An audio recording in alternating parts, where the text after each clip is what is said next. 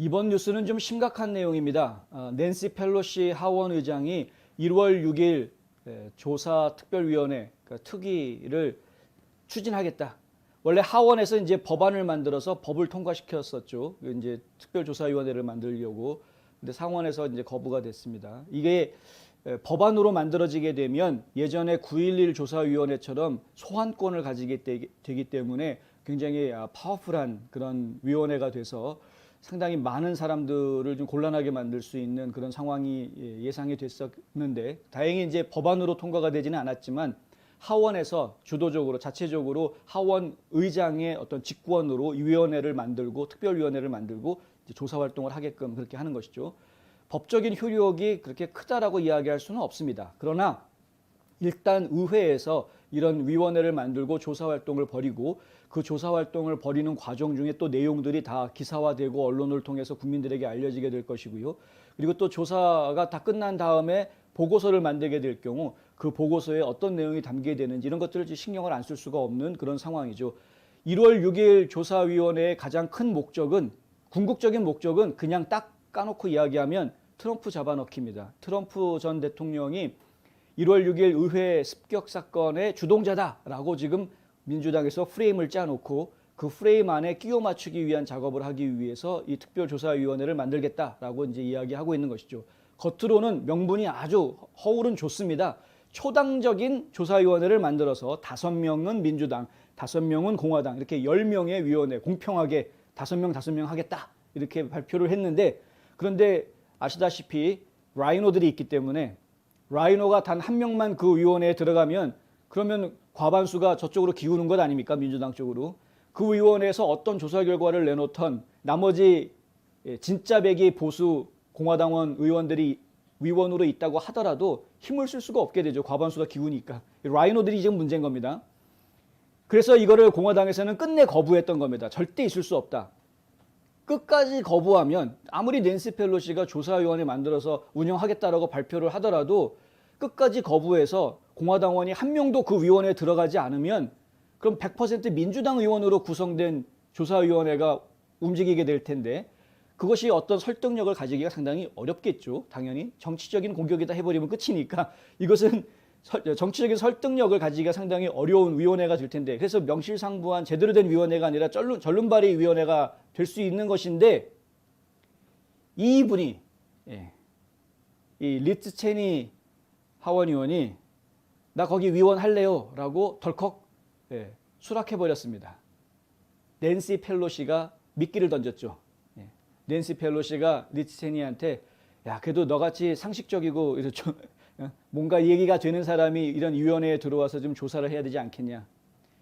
이 사람은 누굽니까? 트럼프 대통령 두 번째 탄핵할 때 탄핵 찬성표를 던졌던 사람 아닙니까? 근데 그런 사람이 지금 위원회에 들어가겠다? 그럼 결과가 빤한 거 아닙니까? 비상이 걸릴 수밖에 없는 것이죠. 비상이. 공화당원 어느 누구도 참여하지 않았으면 아무 문제 없는 상황이었을 텐데 덜컥 거기에 참여하겠다라고 하는 바람에 지금 비상이 걸린 겁니다. 그래서 트럼프 대통령이 오늘 이 케빈 맥카시를 긴급 회동을 하겠다. 긴급 만나겠다. 보통 트럼프 대통령이 어디에서 누군가를 만날 때에는 이제 백악관에 있을 때야 당연히 일정이 공개가 되지만 백악관을 떠난 이후로는 어지간해서는 오늘 누구 만난다라는 걸 미리 공개하지 않습니다. 웬만하면 미리 공개하지 않습니다. 그런데 지금 오늘 같은 경우에는 케빈 맥카시 하원 원내대표를 오후에 만나기로 했다. 장소까지 이야기합니다. 우리 골프장에서 만나기로 했다. 장소까지 딱 얘기해서 공개를 미리 다 해버렸습니다. 선전포고하는 거죠. 알 사람은 다 알아듣습니다.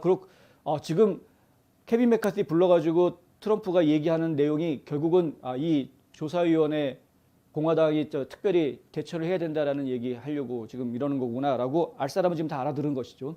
지금 이 상황을 어떻게 좀 제가 돌파를 해야 될지 지금 상당히 우려스러운 상황이 지금 되어가고 있는 안 할 수도 없고 할 수도 없는 상황이 돼버린 겁니다. 지금 더 웃기는 거는 공화당에서는 이미 경고를 했습니다.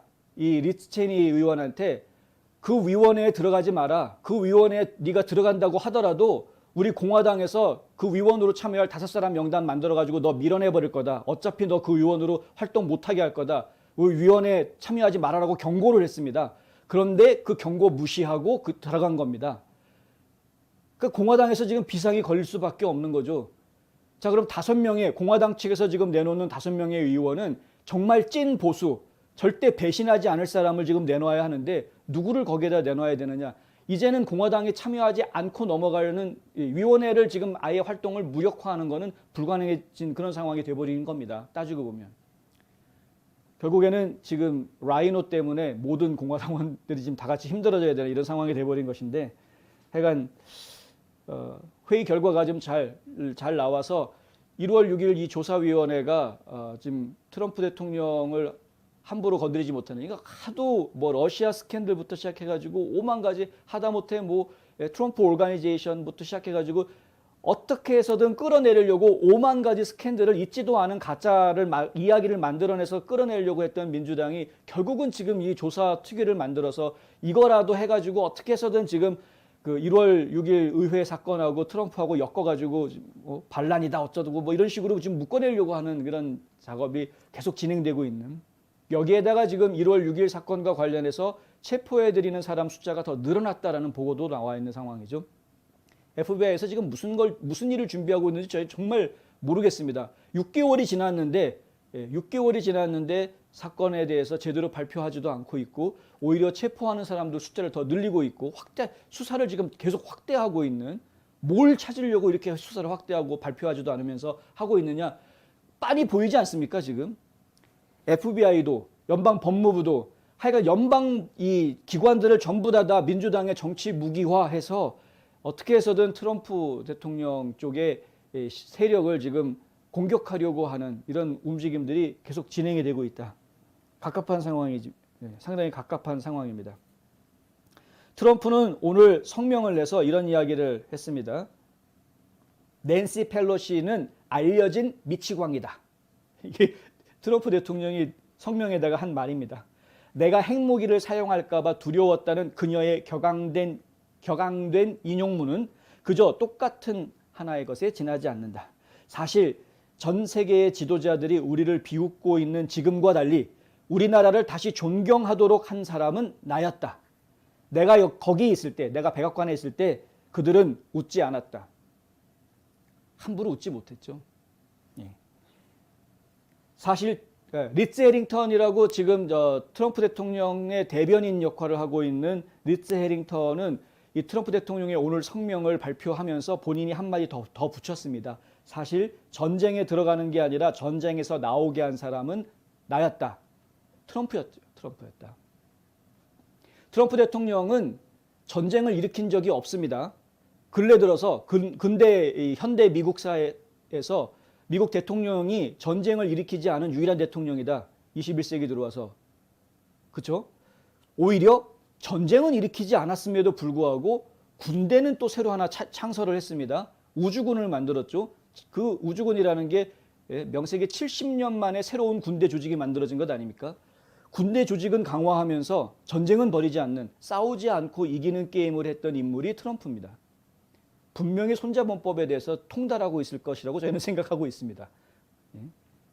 그런데 그런 사람이 핵무기 버튼 얘기 기억하십니까? 1월 6일 의회 사태 터지고 막 이런 일 벌어졌을 때 그때 낸시 펠로시가 빨리 저 합참의장한테 국방부 장관한테 연락해가지고 핵무기 발사 못하게, 핵무기 사용하지 못하게 암호 감춰라라 뭐 이런 얘기 했었죠. 핵무기 발사하지 못하게 해라. 무슨 짓을 할지 모른다. 5만 가지 추측들이 막 난무하지 않았습니까? 그때 음모론자들이 한참 또 그런 이야기를 퍼뜨렸었죠.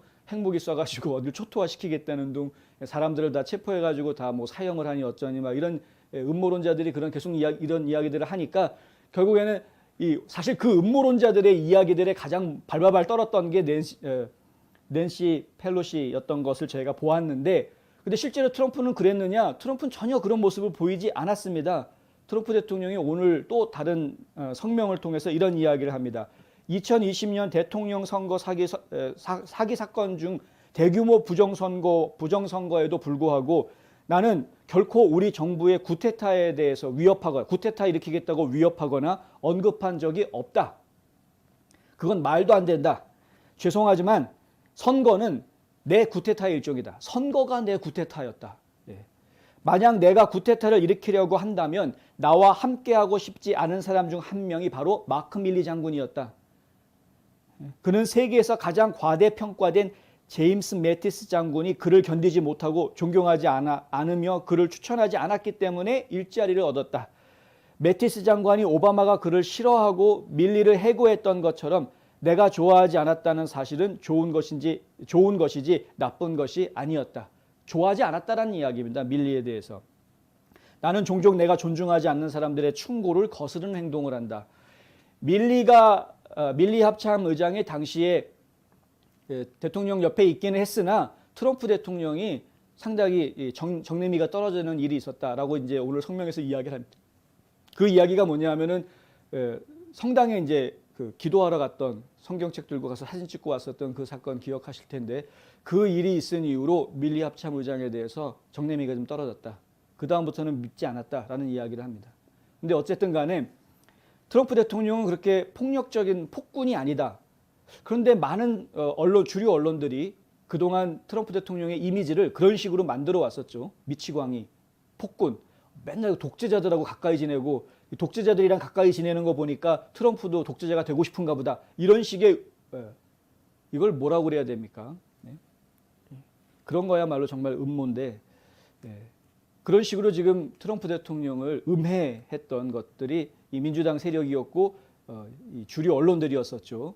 근데 실제로 어떻습니까? 트럼프 대통령이 그 독재자들과 개인적인 관계를 통해서 개인적인 신뢰를 쌓음으로 해서 양국 간의 관계는 평온해졌습니다. 북한도 그랬고 러시아도 그랬고 중국도 그랬고 물론 중국은 이제 경제적인 문제 때문에 무역 전쟁이 좀 있기는 했습니다만은 하지만 군사적으로 충돌하는 일까지 가지는 않았었던 것이죠. 트럼프 대통령이 자리 딱 떠나고 나니까 바로 중국 군대가 대만 해협에 나오지 않았습니까? 그러니까 결국은 트럼프에 대한 부담이 없어지고 난 다음에 이 독재자들은 지금 오히려 더 큰 소리를 내고 있다. 미국을 향해서.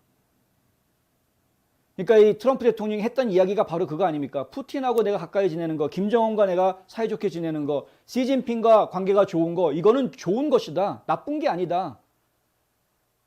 이걸 국민들이 잘못 오해하면 안 되는 것이죠. 그 사람들과 가까이 지낸다고 해서 그들과 같은 독재자가 되고 싶어서 가까이 지내는 것이 아니라 그런 방법이 결국 그 탑다운이라고 우리가 흔히 그냥 아주 폄하해서 이야기했던 바로 그런 방법이 새로운 질서를 만들어 주었던 것이었다.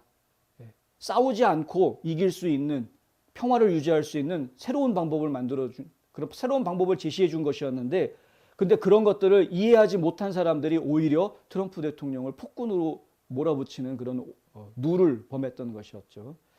안타깝습니다. 지금이라도 이런 것들을 좀 깨닫고 다시 생각을 좀 바꿔야 한다.